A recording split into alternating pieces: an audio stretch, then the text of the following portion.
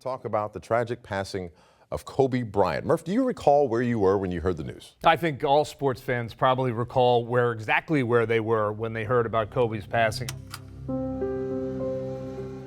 Type Burbank Class Charlie airspace. I have an aircraft going around. I happen to be down in Florida working for the Phillies, working on a camp with a bunch of Phillies fans. X-ray ident.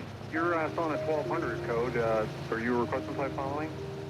I remember being in the hotel lobby, and when word started to spread about what had happened to Kobe, and there was a lot of confusion early on about exactly what had happened. But when we got definitive word that he had died and passed at such a young age in such a tragic way, it really affected the rest of the time that we were there. You couldn't help but just be thinking about he and his family moving forward. Absolutely. I was in a bit of a nap. It was an off day on a game I didn't have to cover, so I'm taking a nap in the afternoon, and my at the time girlfriend decides to wake me up and say, "Hey, I need you to wake up." And she knows normally I'm not one to be disturbed when I'm sleeping, but she said, "I need you to know that Kobe has passed." And from that moment, things went into a blur. I remember the very next day, I ended up having to cover that game and all of the tributes that came with it. And the subsequent days when I had to cover it on air, it still felt surreal. It still feels surreal.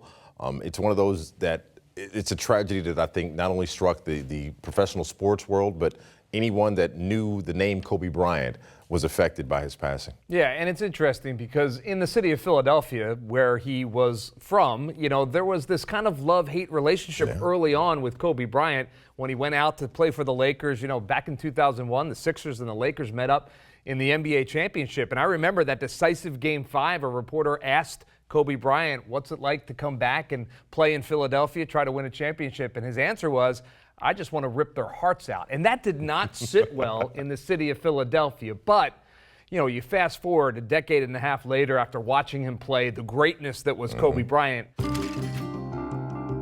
And they understood that, for him, it was all about winning. It was all about winning those titles. It wasn't personal. No. And I think they started to appreciate that as his career went on. Yeah, he was unique. And you think about the Mamba mentality, it's this unrelenting, unforgiving hunt for greatness. Yeah. It works nonstop at a fever pitch. And that's what made him so great.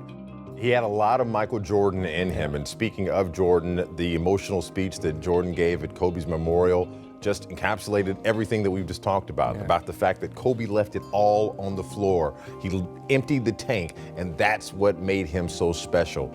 We will never see another Kobe Bryant, but we will forever be touched and affected in a positive way with the legacy that he left.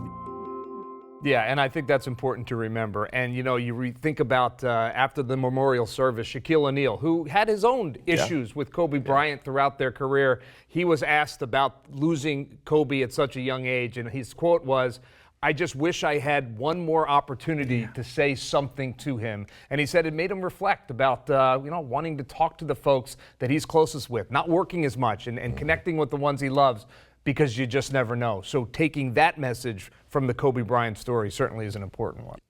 Yeah, it makes us appreciate things. I mean, again, not only Kobe, but his daughter was with him and the others that were lost in that tragic crash. It brings a sense of gravitas to life, and it makes you appreciative of every single moment that you've got.